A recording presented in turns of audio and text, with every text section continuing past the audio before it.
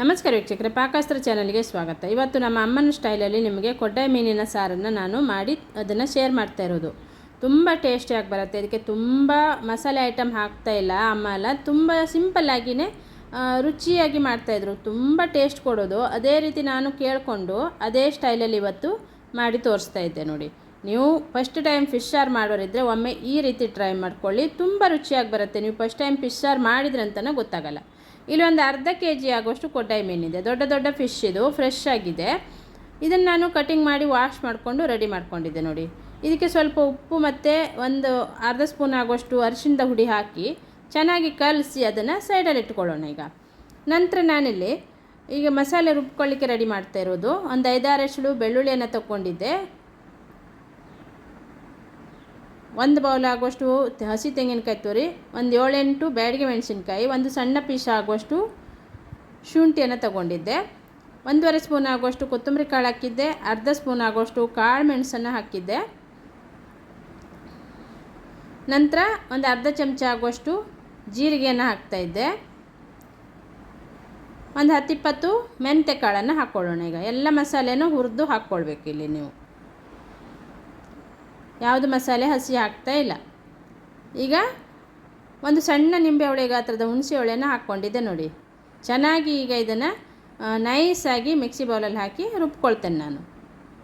ಎಷ್ಟು ನೈಸ್ ಆಗುತ್ತೆ ಅಷ್ಟು ನೈಸಾಗಿ ರುಬ್ಬಿದಾಗಲೇ ಟೇಸ್ಟ್ ಚೆನ್ನಾಗಿ ಬರುತ್ತೆ. ಇಲ್ಲಿ ಒಂದು ಟೊಮೆಟೊವನ್ನು ಕಟ್ ಮಾಡ್ಕೊಂಡಿದ್ದೆ, ಒಂದು ಈರುಳ್ಳಿ, ಒಂದು ಸ್ವಲ್ಪ ಅಂದರೆ ಇದು ಚೂರು ಮೆಣಸಿನ್ಕಾಯಿ ಅಂತ ಹೇಳ್ತೀವಿ ನಾವು ಇದಕ್ಕೆ. ತುಂಬ ಖಾರ ಇರುತ್ತೆ, ಸಣ್ಣ ಸಣ್ಣ ಮೆಣಸು. ಅದನ್ನು ಫಿಶ್ ಸಾರಿಗೆ ಹಾಕಿ ಮಾಡಿದಾಗ ಟೇಸ್ಟ್ ಚೆನ್ನಾಗಿ ಬರುತ್ತೆ. ಈಗ ಮಸಾಲೆಯನ್ನು ರುಬ್ಬಿದ್ದಾಗಿದೆ. ಈಗ ಪಾತ್ರೆಗೆ ನಾನು ಒಂದು ಈರುಳ್ಳಿ, ಒಂದು ಟೊಮೆಟೊವನ್ನು ಕಟ್ ಮಾಡಿದ್ದು ಹಾಕಿದ್ದೆ. ಈ ಚೂರು ಮೆಣಸಿನ್ಕಾಯನ್ನು ಈಗ ಸ್ವಲ್ಪ ಜಜ್ಜಿಕೊಳ್ಬೇಕು. ನಾನು ಹಾಗೇ ಹಾಕಿಬಿಟ್ಟಿದ್ದೆ. ಅದನ್ನು ಸ್ವಲ್ಪ ಜಜ್ಜಿದಾಗ ಅದು ಫ್ಲೇವರ್ ಬಿಟ್ಕೊಳ್ಳುತ್ತೆ. ಹಾಗಾಗಿ ಸ್ವಲ್ಪ ಅದನ್ನು ಫ್ರೆಶ್ ಮಾಡ್ಕೊಳ್ಳೋಣ. ಈ ರೀತಿ ಸ್ವಲ್ಪ ಫ್ರೆಶ್ ಮಾಡಿಕೊಂಡ್ರೆ ಅದ್ರ ಫ್ಲೇವರ್ ಚೆನ್ನಾಗಿ ಬರುತ್ತೆ. ಹಾಗಾಗಿ ಅದನ್ನು ಫ್ರೆಶ್ ಮಾಡಿ ಹಾಕ್ಕೊಳ್ತೇನೆ. ಈಗ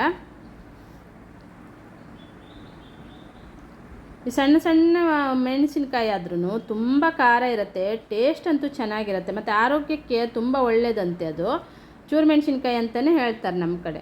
ನಿಮ್ಮ ಕಡೆ ಯಾವ ಹೆಸರಲ್ಲಿ ಕರೀತಾರೆ ಅನ್ನೋದನ್ನು ಕಮೆಂಟ್ ಬಾಕ್ಸಲ್ಲಿ ಕಮೆಂಟನ್ನು ಬರ್ತಿಳಿಸಿ.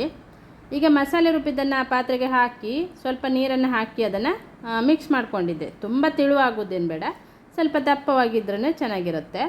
ಈಗ ಫಸ್ಟಿಗೆ ಮಸಾಲೆಯನ್ನು ಚೆನ್ನಾಗಿ ಕುದಿಸ್ಕೊಳ್ಳೋಣ. ಈ ಮಸಾಲೆಗೆ ರುಚಿಗೆ ತಕ್ಕಷ್ಟು ಉಪ್ಪನ್ನು ಹಾಕ್ಕೊಳ್ತಾ ಇದ್ದೆ ನೋಡಿ.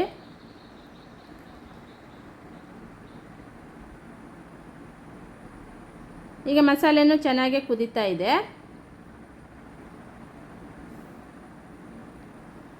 ಈಗ ಮಸಾಲೆ ಕುದ್ದ ನಂತರ ನಾನಿಲ್ಲಿ ಉಪ್ಪು ಮತ್ತು ಅರಿಶಿಣದ ಹುಡಿ ಹಾಕಿಟ್ಟಂತ ಫಿಶನ್ನು ಹಾಕ್ಕೊಳ್ತೇನೆ. ಈಗ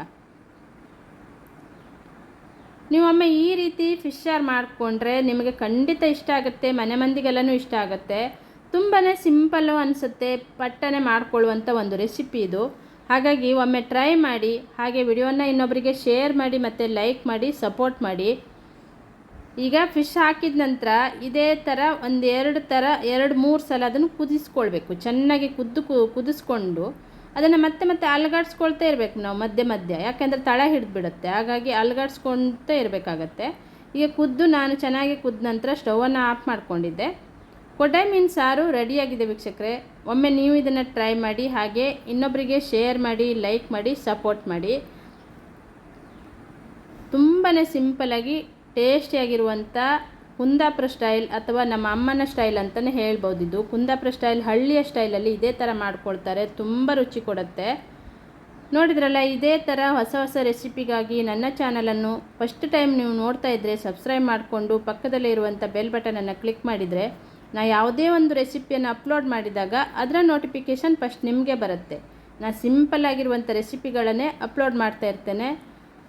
ನಾನಿದನ್ನು ಬಾಯ್ಲ್ ರೈಸ್ ಅಂದರೆ ಕೊಚ್ಚಲಕ್ಕಿ ಅನ್ನದಲ್ಲಿ ಸರ್ವ್ ಮಾಡ್ಕೊಂಡಿದ್ದೆ. ಕೊಚ್ಚಲಕ್ಕಿ ಅನ್ನಕ್ಕೆ ಫಿಶ್ ಸಾರಂತೂ ಸೂಪರ್ ಕಾಂಬಿನೇಷನು. ನಮ್ಮ ಕುಂದಾಪುರದಲ್ಲಿ ಕೊಚ್ಚಲಕ್ಕಿ ಅನ್ನಕ್ಕೆ ಕೊಚ್ಚಲಕ್ಕಿ ಅನ್ನನೇ ಊಟ ಮಾಡೋದು ನಾವು. ಹಾಗಾಗಿ ಫಿಶ್ ಸಾರಂತೂ ಎಲ್ಲರ ಮನೆಯಲ್ಲಿ ಇದ್ದೇ ಇರುತ್ತೆ. ತುಂಬ ಟೇಸ್ಟ್ ಕೊಡುತ್ತೆ. ನೀವು ಕೊಚ್ಚಲಕ್ಕಿ ಅನ್ನವನ್ನು ಉಪಯೋಗಿಸ್ಕೊಂಡು ಫಿಶ್ ಸಾರನ್ನು ಒಮ್ಮೆ ಮಾಡಿ, ತುಂಬ ಚೆನ್ನಾಗಾಗತ್ತೆ. Thank you.